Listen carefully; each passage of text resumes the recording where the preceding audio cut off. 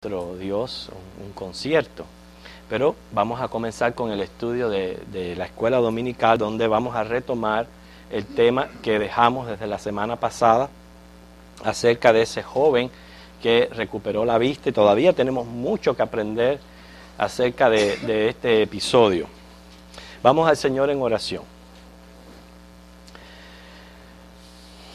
Tú estás aquí entre nosotros, Dios, y por eso hemos venido, Señor, como hijos tuyos que somos, porque en nuestro corazón está el deseo de adorarte, de alabarte, no solamente con nuestra presencia, pero en todo lo que vayamos a hacer aquí en tu casa. Tú eres la razón de nuestra asamblea. Estamos aquí porque tú estás aquí. Y es tu presencia santa, Señor, la que da propósitos a nuestra reunión. Estamos aquí para tener comunión contigo, mi Dios, y para escudriñar tu palabra, lo cual tú dices en Juan que en ella encontraremos palabras de vida eterna. Espíritu Santo, aquí entre nosotros ministra las necesidades espirituales de nuestras almas. Danos conocimiento, danos convicciones, y esta misma bendición que pedimos, que solamente puede venir de ti, la pedimos para cada clase en esta mañana. Congrega hoy tu pueblo para la alabanza de tu gran nombre, en el nombre de Jesús. Amén. Ok, vamos a ir buscando a Juan capítulo 9, los versículos del 1 al 41. Juan capítulo 9, los versículos del 1 al 41. Vamos a dejarlo ahí abierto porque dejamos un tema pendiente, muy bueno por hecho, que presentó nuestra hermana Gladys.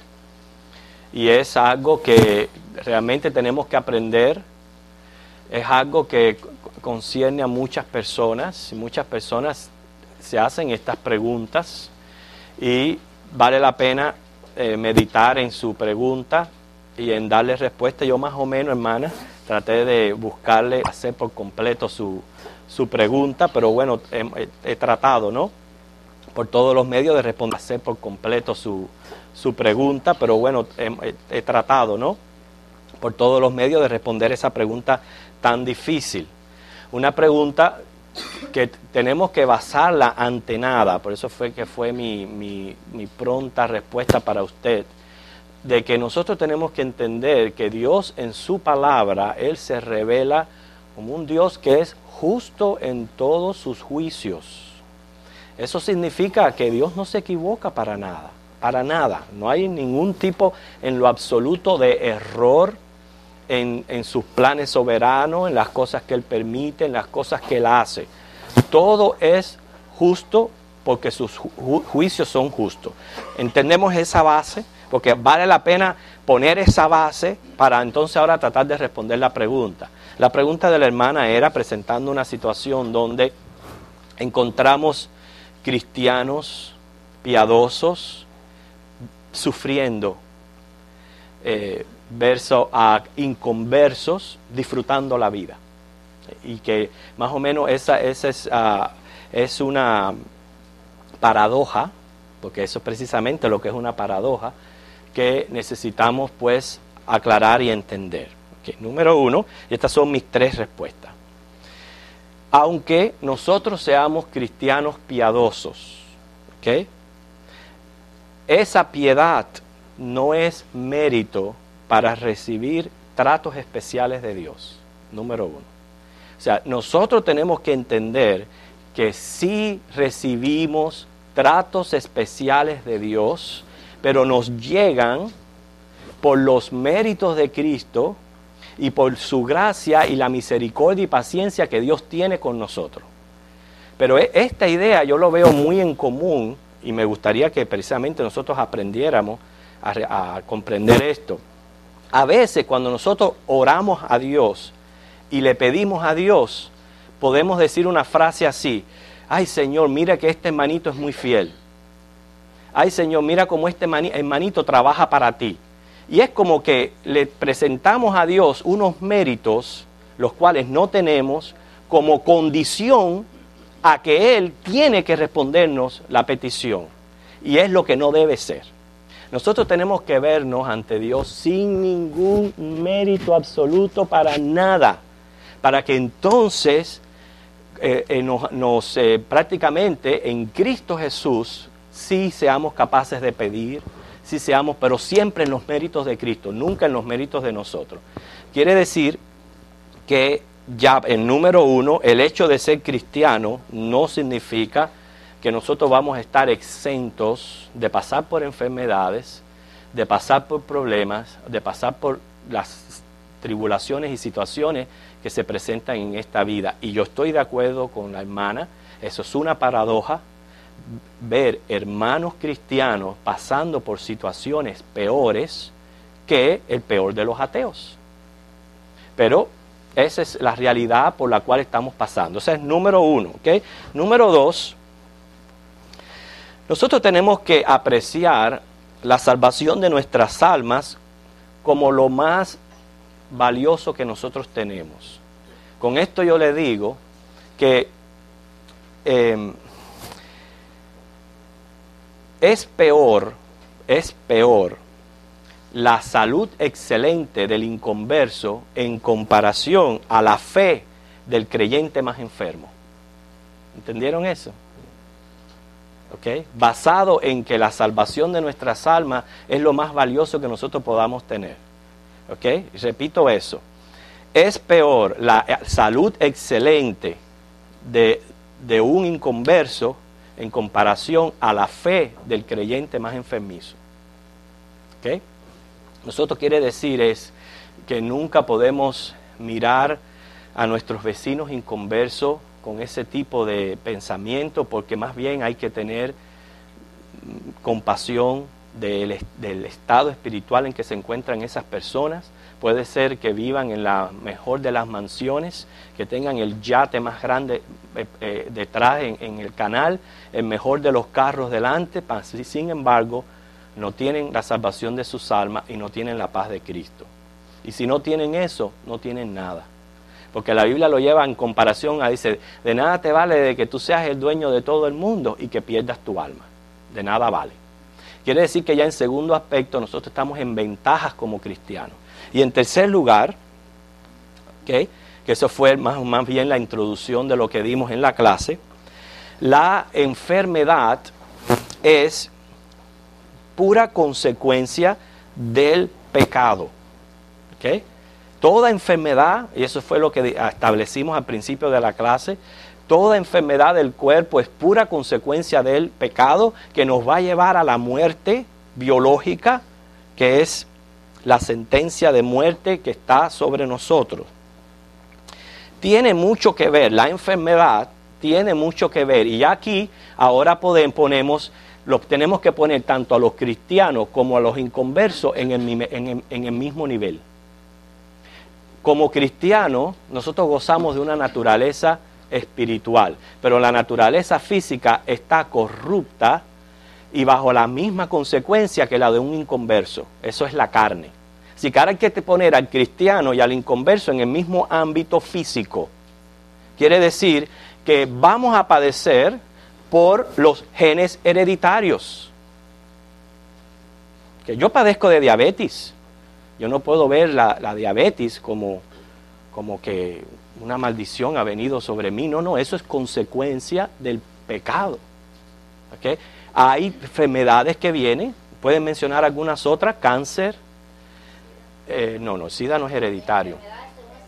No, genes hereditarios. Después vamos a ver esa. Genes hereditarios, diabetes, cáncer, ¿qué otro? Cáncer, osteoporosis, el colesterol es hereditario, la visión es problemas hereditarios. Fíjense cuántas enfermedades nos vienen a nosotros por los genes hereditarios. ¿Okay? Número uno. Número dos, nos vienen enfermedades por la contaminación ambiental. Número dos, fíjense para que usted vea. Y número tres, las malas decisiones, y ahí entra el SIDA. Las malas decisiones. Fíjense de cuántas maneras, malas decisiones en el sentido de cuántas personas no cogen una pulmonía y una neumonía, se mueren por no cuidar un catarro. Empezó con un pequeño catarro y se murieron con una neumonía. Viene de malas decisiones. Fíjense, son 3 aspectos que van a afectar nuestro cuerpo físico, que nos pone en el mismo ámbito cristiano e inconversos. Okay, yo creo que más bien esa es la respuesta. Y en último lugar, okay, precisamente ese aspecto de las malas decisiones que nos traen enfermedades, una de las malas decisiones que puede hacer el cristiano es la apostasía o apartarse del Señor. Y entonces viene sobre el cristiano enfermedades disciplinarias. Y no se asuste de eso, porque las escrituras están llenas de esos casos. Solamente podemos mencionar quizás en Números 21, del 4 al 9. ¿Okay? Vamos a buscarlo para que ustedes vean. Números 21, del 4 al 9. Solamente un caso de los muchos que hay en las escrituras donde vinieron a la gente problemas físicos como razón de disciplina del Señor. Dice, después partieron del monte de Hor, camino del Mar Rojo, para rodear la tierra de Edom, y se desanimó el pueblo por el camino. Y esto fue lo que hicieron. Dice, y habló el pueblo contra Dios y contra Moisés. ¿Por qué nos hiciste subir de Egipto para que muramos en este desierto? Pues no hay pan ni agua y nuestra alma tiene fastidio de este pan tan liviano. Y Jehová envió entre el pueblo serpientes ardientes que mordían al pueblo y murió mucho pueblo de Israel.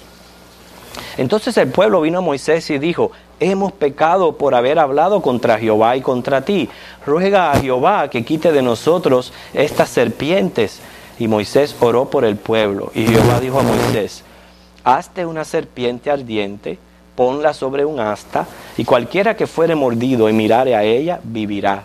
Y Moisés hizo una serpiente de bronce, la puso sobre una asta, y cuando alguna serpiente mordía a alguno, miraba a la serpiente de bronce y vivía. O sea que aún en medio de la disciplina que el Señor envía, se puede ver la compasión y la misericordia de Dios, donde siempre nos da un medio de salvación. Nuestro medio de salvación para las enfermedades físicas están en Cristo, en la oración. Él es sanador. Pero yo tengo que entender todo esto, ¿ok? Para lo que es tratar con las enfermedades. ¿Le respondo, mi hermana? ¿Sí? Ok. Entonces presentamos 3 razones por las cuales vemos que tanto unos como otros, pues nos vamos a enfermar. ¿Ok? Bien, vamos a hacer una recapitulación de lo que hemos venido dando en el tema para seguir con la clase. Estábamos presentando en Juan capítulo 9 del 1 al 41 el caso de un muchacho que había nacido ciego. Y como había nacido ciego, fueron los discípulos los que les preguntaron a Jesús acerca de estas controversias que a veces tenemos en nuestra mente que no entendemos. Pero ¿y por qué? ¿Quién pecó? ¿Fue él? ¿Fueron sus padres? Y de ahí dimos una serie de diferentes opiniones que habían en aquel entonces. Yo estoy seguro que han seguido a la humanidad, como el creer en el pecado prenatal, ¿ok? Que nosotros creemos en eso. Nosotros creemos en el pecado prenatal. Otros creían en la preexistencia del alma. Nosotros no creemos en la preexistencia del alma. Otros creían en la preexistencia del alma, pero que ya las almas venían siendo malas o buenas. Nosotros descartamos, obviamente si descartamos la preexistencia del alma, descartamos el hecho de que sean malas y buenas, porque decimos que todas las almas son malas. Todas las almas son malas. ¿Ok? Y algunos judíos creían en heredar la consecuencia del pecado de los padres. Y eso lo estuvimos explicando acerca de cómo es que Dios visita hasta la 4ª generación. Toda esa explicación la dimos. El Señor les respondió bien, de una manera bien sencilla, ¿okay? En los versículos del 3 al 5. Y dijo, ¿sabes qué? por la razón que este muchacho haya nacido ciego, yo les voy a decir la razón. ¿Sabe qué? Para que mi Padre sea glorificado. Fíjense lo que dice los versículos 3 al 5 del capítulo 9. Vicky, ¿quieres leer? Respondió Jesús: no es que pecó este ni sus padres, sino para que las obras de Dios se manifiesten en él. Ok, hasta ahí nada más. Para que las obras de Dios se manifiesten en él. En otras palabras, sea magnificada la gloria de Dios. Dios obró el milagro no es para que María sea glorificada. ¿Ok? No es para que ningún santo sea glorificado. ¿Ok? Ni ningún otro tipo de ídolo. Jesús obró el milagro para que Dios Padre sea glorificado, que Él es el único que debe de ser glorificado cuando Él responde a nuestras oraciones o hace un milagro. Es a Él a quien le tenemos que dar el crédito y la gloria, no a ningún ídolo. Siempre los milagros han sido una señal de la gloria y del poder que hay en Dios. Y precisamente los sufrimientos, oportunidad para que se despliegue la gracia de Dios. Quiero explicar eso bien, fíjense. El milagro sirve para señal de la gloria de Dios, el sufrimiento para que se despliegue la gracia. Cuando decimos la gracia es el entendimiento de lo que yo no estoy mereciendo. Yo estoy recibiendo de Dios lo que yo no merezco. Por eso es que mi corazón se llena de gratitud a Dios, porque estoy recibiendo de Él lo que yo no merezco. ¿Recuerdan cómo fue que Jesús hizo el milagro? Jesús en esta ocasión hizo lodo, cogió barro con su saliva, hizo lodo, lo untó en los ojos del muchacho y le dijo: vete y lávate en el Siloé. Y explicamos acerca del Siloé, ¿verdad? Ok, todas esas cosas dijimos. Entonces, una vez que ocurrió el milagro, provocó reacciones, especialmente de los religiosos. Ellos interrogaron al muchacho y ellos le habían dicho al muchacho de que Jesús había quebrantado la ley del sábado. Dijimos 3 maneras que Jesús había quebrantado la ley del sábado. Número 1, por trabajar, que es hacer el barro. Número 2, curar, porque solamente se podía curar si la vida estaba en peligro. Y número 3, específicamente por poner saliva en los párpados en la mañana. Había una ley ahí, un código dentro de la ley que prohibía precisamente esto. Así que vemos cómo Jesús, según la ley de los religiosos y los fariseos, Él quebrantó la ley del sábado. Que puso saliva en los párpados en la mañana. No se podía hacer, estaba así mismo definido. No se podía hacer como otras exageraciones que mencionamos. Okay. Si nosotros vamos a tomar aquel código farisaico, podemos estar aquí todo un día hablando de las pequeñas leyes y códigos que ellos tenían dentro de sus requerimientos. Okay. Ahora, el muchacho respondió con valentía. Él confesó que Cristo era profeta. ¿Okay? Siempre al profeta se le sometía a prueba con la realización de un milagro. Y después interrogan a los padres. ¿Se recuerdan qué pasó cuando interrogaron a los padres? Dijeron: ya eres grande, pregúntenle a él. Ya, pero ¿y por qué? ¿Temor a qué? A la excomunión. Habían 2 maneras de excomulgar de la sinagoga, ¿verdad? Una permanente y otra temporal. ¿Okay? Pero siempre eran ridiculizados. Yo me imagino algo así como la Santa Inquisición, que ridiculizaban a las personas en público y las excomulgaban. Más o menos algo así sucedía, lo cual ellos le tenían temor a lo que les fuera a suceder. Entonces vamos ahora a los versículos 24 al 34, que ahí fue donde nos quedamos, porque vuelven a interrogar al muchacho. Okay. Permítanme leer, sigan con la vista. 24, dice: entonces volvieron a llamar al hombre que había sido ciego y le dijeron: da gloria a Dios. Que antes de seguir esta frase, da gloria a Dios, era una frase de interrogación judicial, más bien paralela a decir: di la verdad. ¿Entiende? Cuando él decía: da gloria a Dios. Era como si le estuviera diciendo, di la verdad. Era una frase de interrogación judicial. Tenemos un ejemplo de eso en Josué 7:19.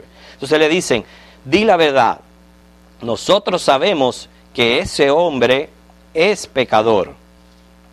Cuando él les dice es pecador, es para ver si estaba el muchacho de acuerdo de que Jesús había quebrantado la ley. ¿Okay? Entonces, él respondió y dijo, si es pecador, no lo sé. Una cosa sé, que habiendo yo sido ciego, ahora veo. Esa es mi verdad. Mi verdad es mi experiencia. Y según mi experiencia, yo no sé lo que ustedes tengan que decir a ese hombre. El caso es que yo hasta ahora no había conocido el sol, ni el cielo, ni las plantas, ni las flores. No había visto el rostro de mis padres. No había visto nada de esto. Y sin embargo, ahora yo veo. Por ese que ustedes le están diciendo pecador. Entonces le volvieron a decir, ¿qué te hizo? ¿Cómo te abrió los ojos? Él les respondió, ya os lo he dicho y no habéis querido oír. ¿Por qué lo queréis oír otra vez? Entonces ahora los ofende, les insulta. El muchacho insulta a los fariseos cuando él les dice, ¿quieren también vosotros hacerse sus discípulos? En otras palabras, me están preguntando tanto, quieren saber tanto de él, se quieren hacer sus seguidores. Y es ahí cuando le injuriaron y le dijeron, tú eres su discípulo, pero nosotros somos discípulos de Moisés. Dice, nosotros sabemos que Dios ha hablado a Moisés, pero respecto a este no sabemos de dónde sea. Miren qué respuesta tan necia y digna de lástima cuando vemos las personas defendiendo más los aspectos de su religión, ¿okay?, que la verdad de Jesucristo. ¿Okay? Prefieren seguir en la ignorancia de sus religiones y no aceptar verdaderamente quién es Jesucristo. Cuando ser un discípulo de Cristo es lo que nos va a llevar a la vida eterna. Ser un discípulo de Cristo es lo que nos va a permitir a nosotros ver el reino de los cielos. Y ser un discípulo de Cristo es lo mejor que nosotros podamos ser. Porque al fin y al cabo, usted, si no es discípulo de Cristo, seguidor de alguien usted va a ser. Porque nosotros siempre en este mundo vamos a imitar a alguien y vamos a tratar de seguir a alguien. ¿Okay? Hay gente que sigue detrás de la política, otros se tiran detrás de los deportes, otros se tiran detrás de los artistas, de las estrellas, y los siguen. Y siguen a esta gente y permite que hagan grandes influencias en sus vidas.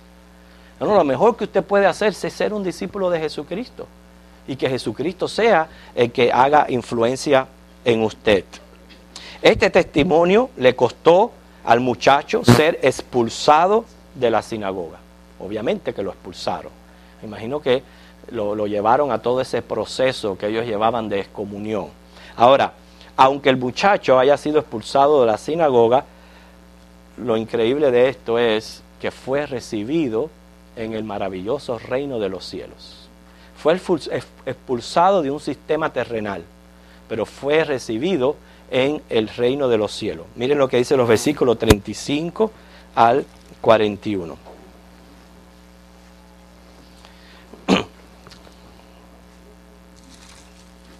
¿Okay?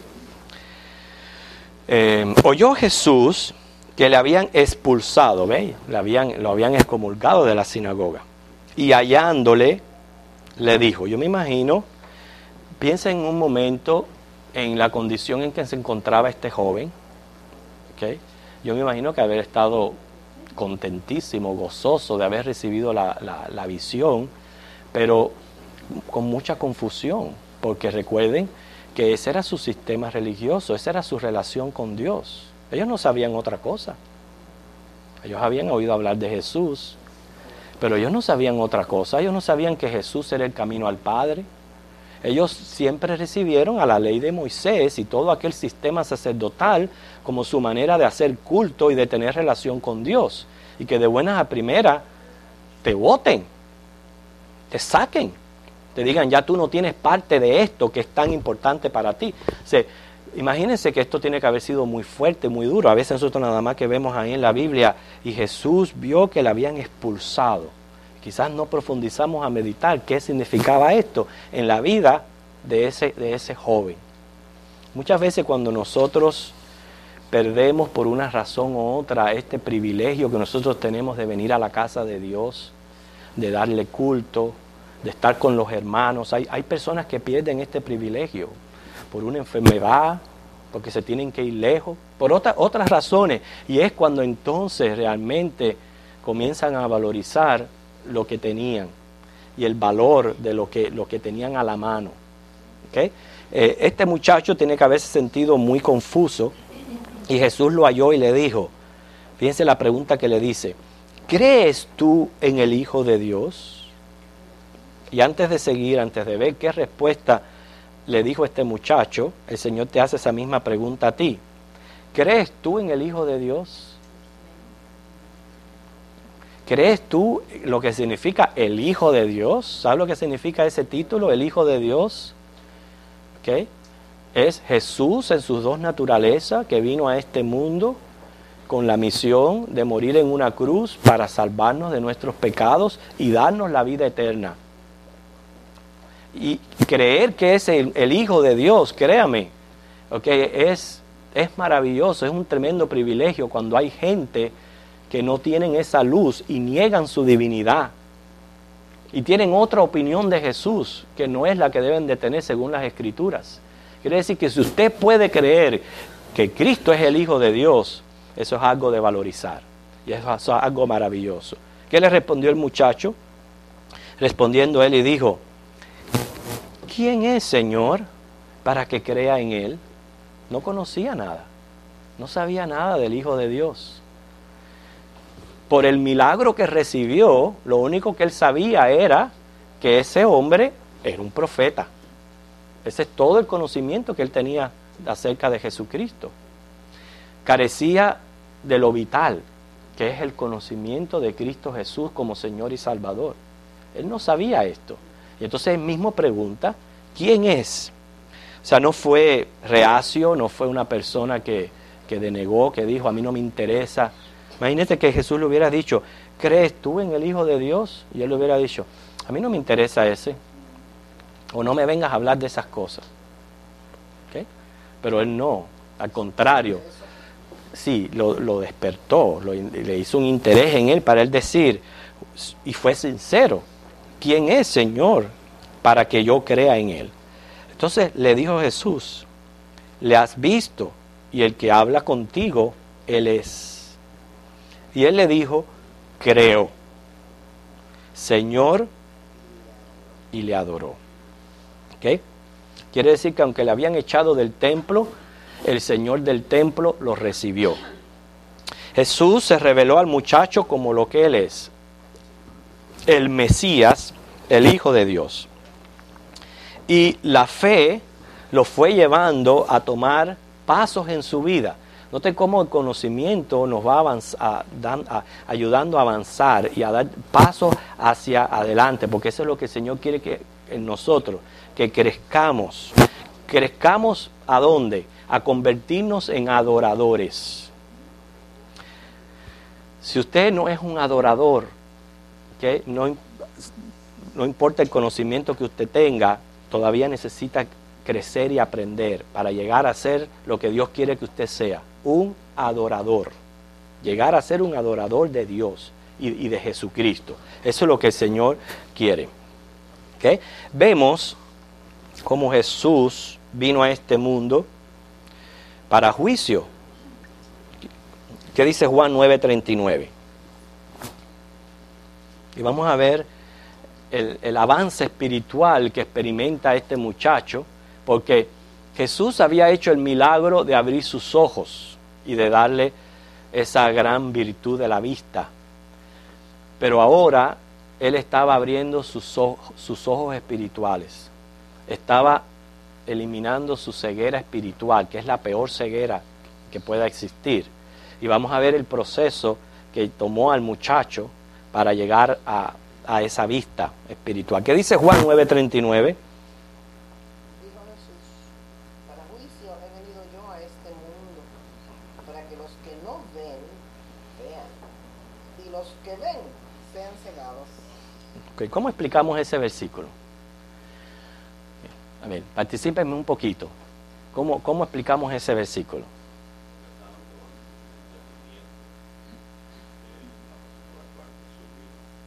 Uh-huh.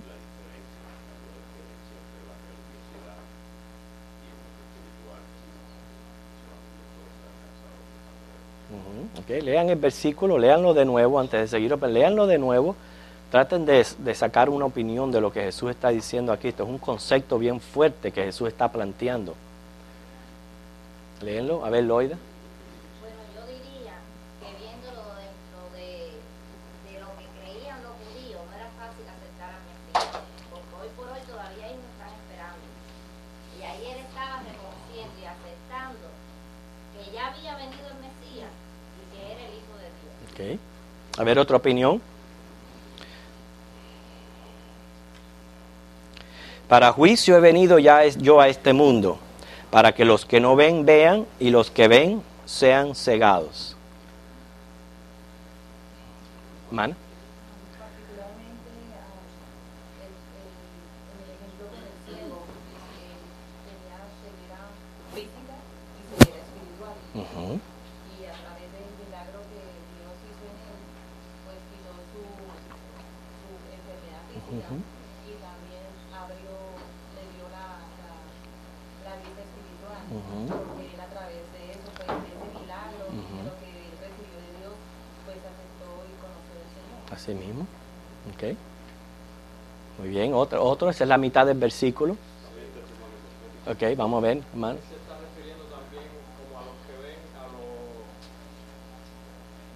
los fariseos que estaban en la sinagoga, pero que van a ser cegados porque la vista que ellos tienen no es la real. Uh-huh. O sea, ellos tenían un conocimiento religioso, mas sin embargo no aceptaban la misión del Mesías, hermano.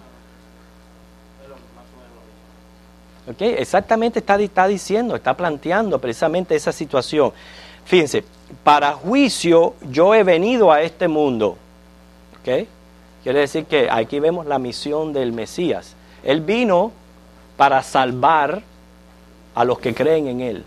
Él vino a morir en una cruz para salvar a los escogidos, a los que creen en Él, a los que estaban destinados a esto desde antes de la fundación del mundo.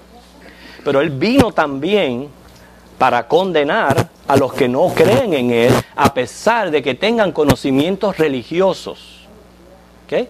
A pesar de que tengan conocimientos religiosos, pero mientras que usted no acepte a Cristo por lo que Él es, comprenda su misión y usted quede totalmente convencido, ¿okay?, de que usted lo necesita como su sustituto, como su Señor y su Salvador, usted se encuentra en una ceguera espiritual. No importa en qué sistema religioso usted esté metido, aunque adoren al Padre, al Hijo y al Espíritu Santo. No importa. Porque el conocimiento de Jesucristo es vital, ¿okay?, para que nosotros podamos recibir la salvación y no la condenación. Lo que me está diciendo claramente ahí, que la religión no salva a nadie. Ninguna religión salva. Lo que salva es la fe en Jesucristo, la convicción de lo que Él es y de lo que Él ha venido a hacer a este mundo.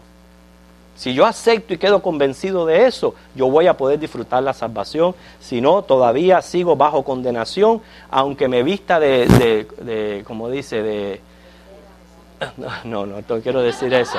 Aunque tenga una solapa que me llegue desde aquí y se me arrastre por los pies. Aunque tenga una solapa arriba, ¿ok? Y mucho blanco y mucho dorado y muchos arreglos y muchas joyas y muchas cosas. ¿Sabes qué? Estás bajo condenación. Y me refiero específicamente al Papa. O sea, más claro que eso, vaya ni el agua. Al Papa.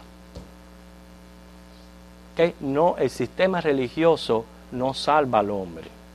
¿Okay? Sino es y eso, hermano, esa vista es la que tenemos que agradecer, que el Señor nos haya abierto los ojos. Nosotros no podemos abrir los ojos por nosotros mismos.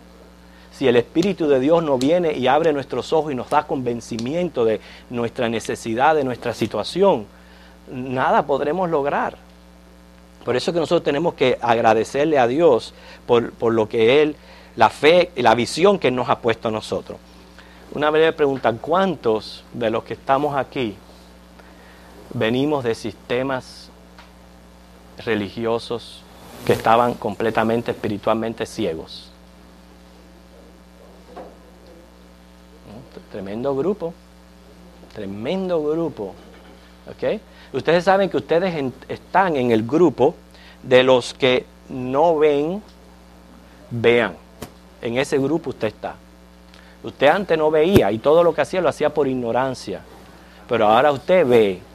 Por eso es que el Señor dice, yo paso por alto los tiempos de la ignorancia. Él no nos va a tener en cuenta todas las cosas que nosotros hicimos bajo esos sistemas que nos mantenían bajo la ignorancia. Lo que cuenta es que una vez que el Señor haya abierto tus ojos, ¿okay?, tú lo reconozcas y sigas su camino. Y sigas su verdad. Eso es lo que es bien importante. ¿Okay? Quiere decir que Jesús vino a este mundo para juicio. Quiere decir que para salvación, pero también para condenación. Y en este mundo se van a encontrar los que no pueden ver a Jesús por lo que Él es. Y otra cosa que es otro aspecto de la ceguera, ¿okay?, no solamente el hecho de que yo no puedo ver a Jesús por lo que Él es, sino el no poder ver el estado de mi alma. Que ese es otro aspecto a tener en cuenta. No es solamente mi opinión acerca de Cristo, sino el estado de mi alma, en la condenación en que yo me encuentro, aunque esté metido en un sistema religioso, si no he llegado al convencimiento que Cristo es el Señor y Salvador. Y hay cuántos hay que están ciegos, no pueden ver, por más que se les hable, por más que se les diga, por más que se les mencione, siguen en esa ceguera espiritual por completo. ¿Okay? Viven en una total oscuridad espiritual. ¿Quiénes son ellos? Los sabios según el mundo. Miren lo que dicen los versículos 40 y 41. ¿Quién lo quiere leer? Entonces algunos de los fariseos que estaban con él, al oír esto, le dijeron, ¿acaso nosotros somos también ciegos? Jesús les respondió, si fuerais ciegos, no tendríais pecado, mas ahora, porque decís, vemos, vuestro pecado permanece. Así que vemos ahí el aspecto, ¿ok?, de eso que, porque el Señor dice, los que ven. Los que ven implica aquellos que están convencidos en sus propias mentes de lo que ellos son, de lo que ellos necesitan, y no aceptan otro concepto. Sus mentes están bloqueadas por completo, no quieren recibir, sea por orgullo, por vanidad, por tercadez, por lo que sea, no quieren aceptar, ¿okay?, a Jesús por lo que Él es y su necesidad de Cristo como Mesías. Y están completamente, como dice ahí, ciegos, y por eso vuestro pecado permanece. ¿Okay? Vamos a leer 2 versículos más. Hechos 28, del 26 al 27. El que lo tenga, por favor, lo lee. Hechos 28, del 26 al 27. Ve a este pueblo y diles, de oído oiréis y no entenderéis, y viendo veréis y no percibiréis, porque el corazón de este pueblo se ha engrosado, y con los oídos oyeron pesadamente, y sus ojos se han cerrado, para que no vean con los ojos, y oigan con los oídos, y entiendan de corazón, y se conviertan, y yo los sano. Wow, qué versículo tan precioso, ¿no? Qué versículo tan conmovedor. Mostrando el estado de la condición de muchas personas y cómo el Señor quiere sanar a estas personas. ¿Okay? Otro versículo más, 1 Corintios 2:14. 1 Corintios 2:14.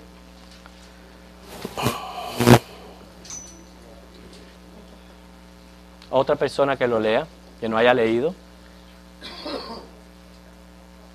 Porque el hombre natural no percibe las cosas que son del Espíritu de Dios, porque para él son locura, y no las puede entender porque se han de discernir espiritualmente. ¿Qué ustedes creen acerca de ese versículo? ¿Qué les está diciendo el Señor ahí? Que la persona A ver, Magdalena. que no conoce al Señor no puede entender su palabra porque no tiene el Espíritu de Dios. No conoce al Señor, número uno. ¿Qué otra persona está así? Los que no están escogidos. no han sido tocados por el Señor. Sí, niegan a Dios. Sí, todo esto es locura para ellos. Usted no lo ha comprobado, hermano. Usted no tiene personas cerca de usted que están en esta condición. No entienden. Sí, es una ceguera espiritual. No entienden por qué nosotros estamos metidos en la iglesia todas las semanas. No entienden por qué esto para nosotros es un deleite para el alma. No pueden entender esas cosas. Son locuras, hermano. Y tiene que ver con la relación que tienen con Cristo, porque hay personas que estudian la Biblia nada más que para sacar cosas negativas. Que leen la Biblia, no entienden. No tienen el espíritu para entender. Dice discernimiento, es discernir la diferencia entre el bien y el mal, que eso es un don del Espíritu Santo.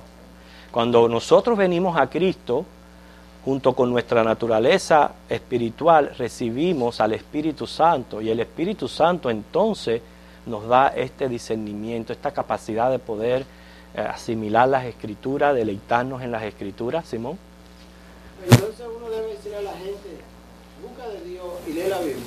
Claro, sí. Sí, pero como él dice, como que una persona que no tiene Espíritu Santo no entiende de la Biblia. Pero hay que seguir enseñándoles, porque para que el Señor toque sus corazones. Okay, eso es un tema que nosotros hemos tratado en otras clases anteriormente.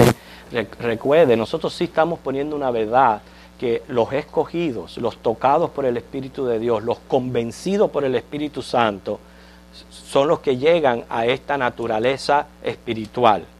O sea, hacen el cambio de la naturaleza carnal a la espiritual. Pero el problema, hermano Simón, es que nadie lleva un letrero que dice escogido. Yo no conozco, yo no sé, eso pertenece a Dios nada más. Y por eso, como eso pertenece a Dios, usted y yo tenemos que seguir diciéndole eso a las personas. No importa cuántas veces nieguen, cuántas veces para ellos sea locura, hay que seguir insistiendo. ¿Sabe por qué? Les voy a poner solamente un ejemplo. En esa condición estábamos muchos de nosotros. ¿Ok? Porque yo le llegué a decir a mi mamá, no ores más por mí. ¿Ok? Y en esa condición estábamos muchos de nosotros. Y sin embargo, en el tiempo de Dios, el Señor nos tocó y vinimos a su conocimiento. Por eso hay que seguir insistiendo. ¿Ok? Magdalena.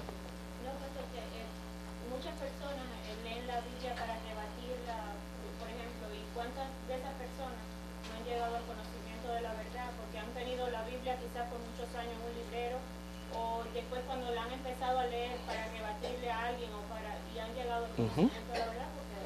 El Señor usa muchos medios. Jesús. Yo recuerdo haber leído parte de la Biblia, enseñanza y demás, y no entendía, no conocía, para mí era griego, es como leyendo otro idioma y no hacía sentido. No. Pero una vez que vine al Señor empecé a leer la Biblia y entonces se abrió sola delante de mí. Exactamente. Mire, por eso no les extrañe que las personas le digan, yo no leo la Biblia, no la entiendo. No les extrañe eso. No les extrañe. ¿Sabe por qué? Porque lo primero que esa persona tiene que venir es a Cristo. Hasta que no venga Cristo y reciba el Espíritu Santo de Dios, las Escrituras van a seguir siendo extraños para ellos. ¿Okay? Porque están bajo esa ceguera espiritual y no tienen ese discernimiento. Por eso es lo más importante para nosotros. Siempre que se recomienda la lectura de la Biblia, precisamente se recomienda el Evangelio de Juan a estas personas, para que con el Evangelio de Juan puedan llegar a conocer a Cristo, que es lo que necesitan primariamente. Usted está diciendo que la persona tiene que conocer a Cristo, pero vamos a decir que, por ejemplo, una monja que, vamos a decir que es católica por supuesto, y dedica toda su vida supuestamente a Dios. Esa persona, vamos a decir una monja que lee la Biblia y tiene un conocimiento de Cristo, o sea, para ella su vida es Cristo, y no tanto el catolicismo y todas esas cosas. Esa monja en sí está... Bueno, no sabemos. Número uno, el comentario tuyo es muy valioso en el sentido que la salvación es algo muy personal. Y eso es algo que cada cual tiene que estar convencido por sí mismo. Esa persona, monja, ¿ok?, tiene que ser convencida por el Espíritu Santo de pecado, de juicio y de justicia. Tiene que ser convencida que su sistema religioso ni la sobra, ni por ser piadosa, ella va a ser salva. Ella tiene que estar dependiendo de la gracia de Cristo para con su salvación. Y cuando son tocados por el Espíritu Santo, lo primero que hace esa monja es soltar ese trapo y salir de ese sistema, porque sabe muy bien que ese sistema no es la verdad. Y por hecho, hay muchos casos de monjas, de curas, de personas que han dejado toda esa vida y ahora están en Cristo. Pero en otras palabras, no importa en qué sistema religioso tú te encuentres, ya les puse de ejemplo hasta el mismo Papa. No importa en qué sistema religioso tú se encuentra, hasta que usted no esté convencido de Cristo y de su misión y de su condición y su estado, nada va de eso vale, ni va a contar para ti. ¿Josué? Es interesante las revelaciones que se salieron el otro día y muy escandalosas, por cierto, de la Madre Teresa con relación a su falta de fe. Eso a que ver Mira con una eso. persona que supuestamente es muy aclamada, no necesariamente tiene una relación de salvación, porque las confesiones que salieron en público de ella, su diario personal, dejan mucho que desear de su fe. ¿Ve? Realmente no sabemos si es un humanista tratando de hacerle bien al mundo, a un sistema religioso, o una persona que realmente salva, no importa que tenga religión. Sí.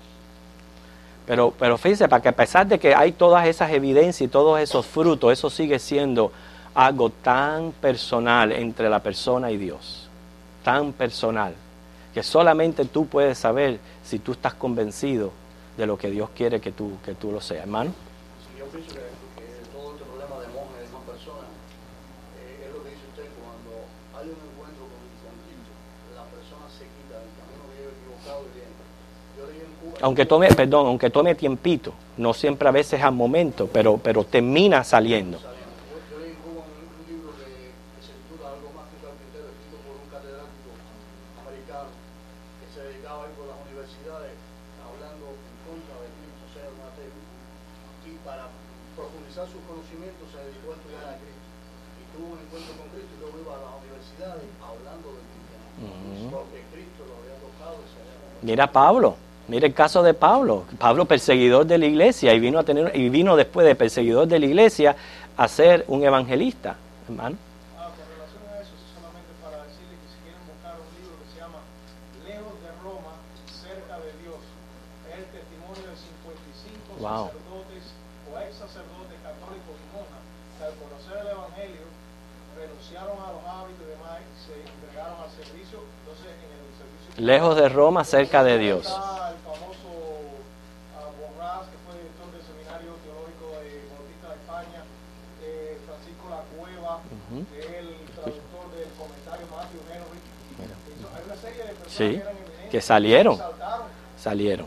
¿Por qué? Porque salieron de las tinieblas a la luz admirable que es Cristo Jesús. Quiere decir que en el mundo se encuentran los que han sido iluminados por el Espíritu Santo y desean profundizar en la verdad. Y este episodio es un ejemplo del progreso del conocimiento del creyente. Y vamos a ver ese progreso. En el versículo 11, estamos en Juan 9, en el versículo 11,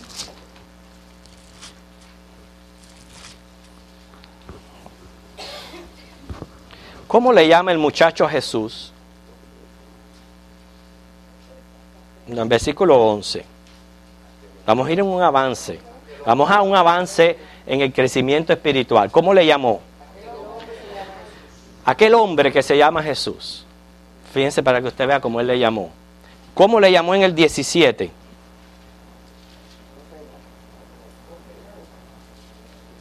Profeta. Fíjate cómo de hombre pasó a ser un profeta. ¿Ok? Profeta porque había hecho el milagro. Él mismo experimentó el milagro de salvación. ¿Ok? Luego, en el versículo 38...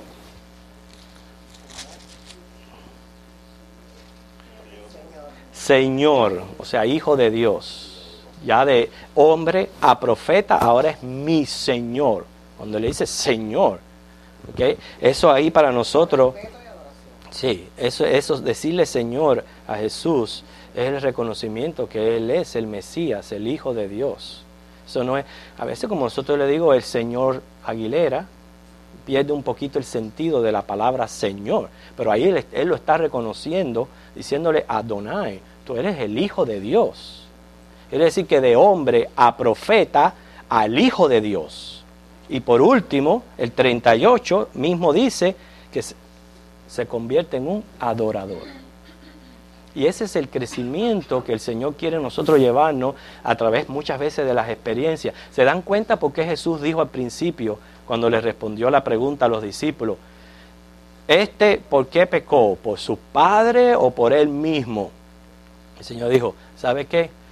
Pecó para que se pueda ver o desplegar la gracia y la gloria de Dios. Por eso es que él estaba en esa situación de ceguera, para que la gracia de Dios se desplegara. Y cómo Jesús le devuelve su vista, pero también lo saca de la ceguera espiritual que él se encontraba, porque él era parte de la sinagoga. El doble el milagro. Sí, el doble el milagro. Y cómo él fue creciendo en conocimiento. Y así ha pasado, hermanos, en nuestras vidas, ¿okay? ¿Cómo vamos nosotros progresando en el conocimiento de la gracia de Cristo? Y lo primero que el Señor te pregunta es, ¿tú crees en Cristo? ¿Qué es Cristo para ti? Respóndete esto. Escribe esta pregunta, trata de responderla en tu casa. Haz una composición, un párrafo. ¿Qué es Cristo para ti? Mira a ver si estás de acuerdo con lo que revela la palabra acerca de Cristo. ¿Quién es Cristo? Ya vimos ya cómo, generalizando, Cristo vino a este mundo a dos cosas. ¿Qué? A salvar y a condenar. A las dos cosas vino a este mundo. A salvar y a condenar. Es decir, que esa es su misión general. Pero luego, en una misión más personal, hermano, Cristo vino por mí. Por salvarme a mí. ¿Ok? Y a medida que vamos progresando en conocimiento, nuestros ojos se van abriendo hacia esta verdad. Mira lo que dice 1 Corintios 13, 12. 1 Corintios 13, 12.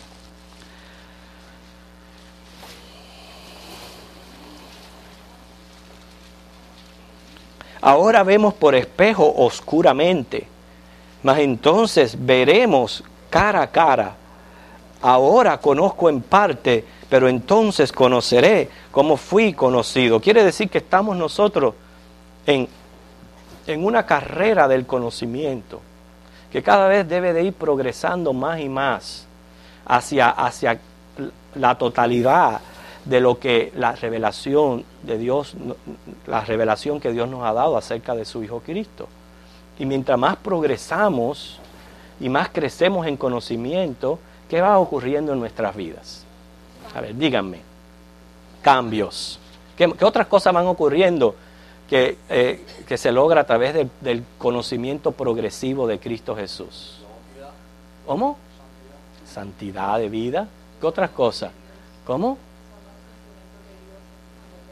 Sí. Ok.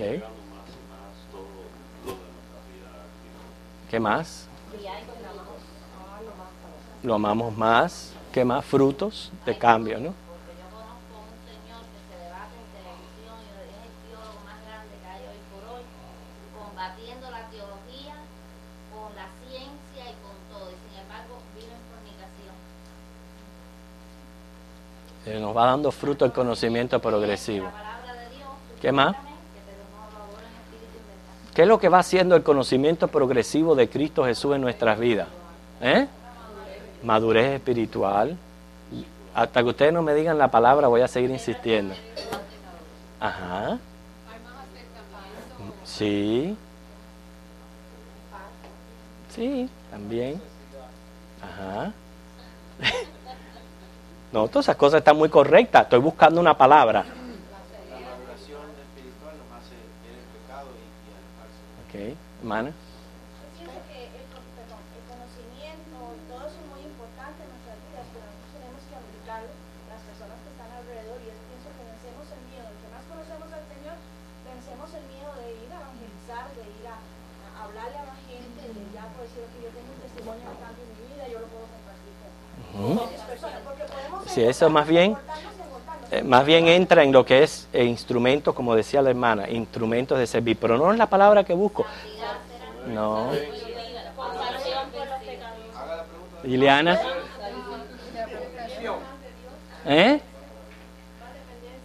Más dependencia de él. No, pero es que a mí me gusta escuchar todas esas cosas. Humildad.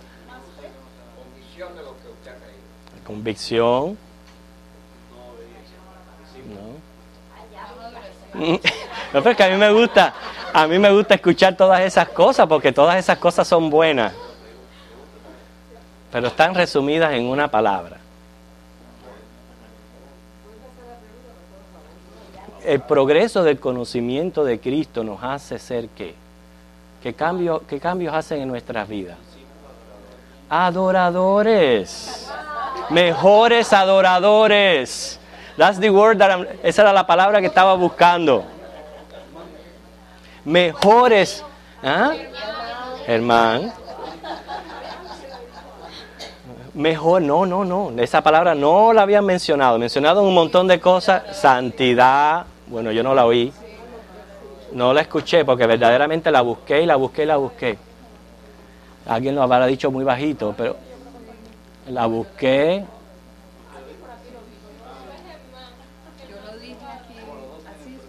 Bueno, el caso. Pero usted sabe qué pasa, que esa palabra es lo que Dios quiere de nosotros. Todo eso que usted mencionó es lo que nos lleva a ser un adorador.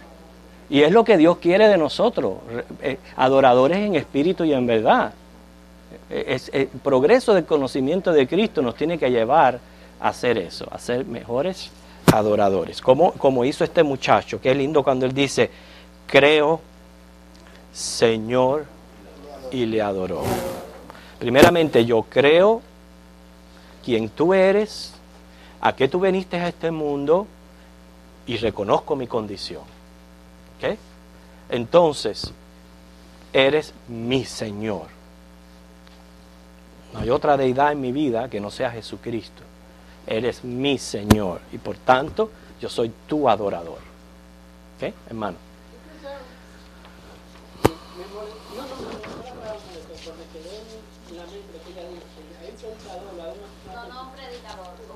Un teólogo. Profesor de la Universidad de Teología.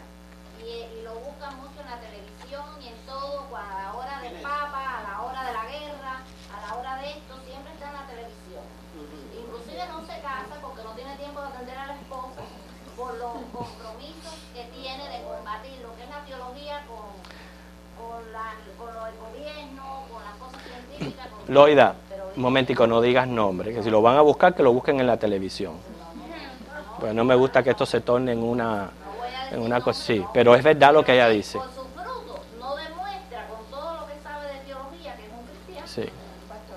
Porque el problema para mí es más que el conocimiento, es la revelación. A menos que sea tocado por Dios. Si Dios no se revela, Claro.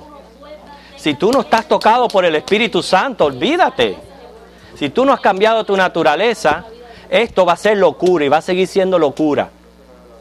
¿Ok? Va a seguir siendo locura y va a seguir siendo confusión. ¿Por qué el hombre viene a la Biblia, hermano? El hombre viene a la Biblia porque está desesperado. Está desesperado, pero si el Señor no lo toca, va a seguir desesperado. Va a seguir ciego. Exacto.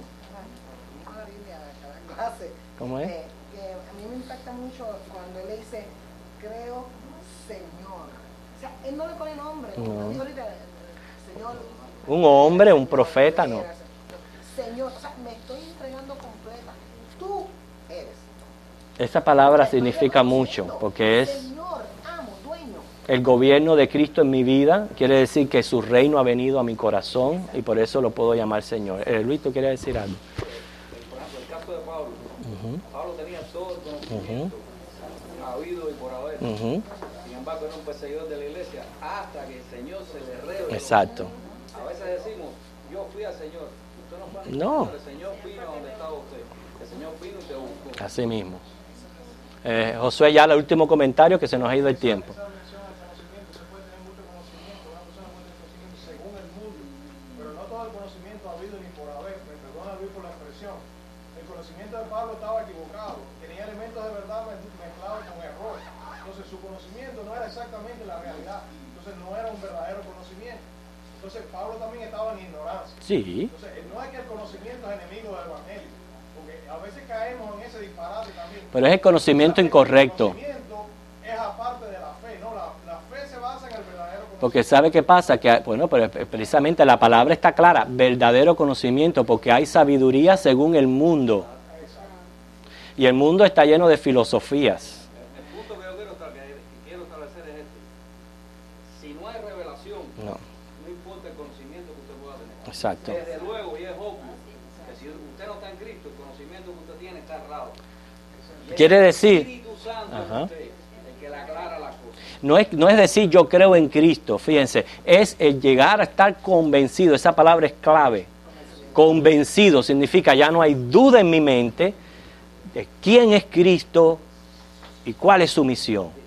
Ese es lo más importante. Hay un versículo que dice que el Espíritu nos da conocimiento a nuestro espíritu que estamos en el pecado. De que somos hijos de Dios, da testimonio de que somos hijos de Dios. Ok, hermano, quiere decir que encontramos un muchacho que recibió vista 2 veces, la física y la espiritual. Nos ponemos en pie y nos preparamos precisamente para ser adoradores.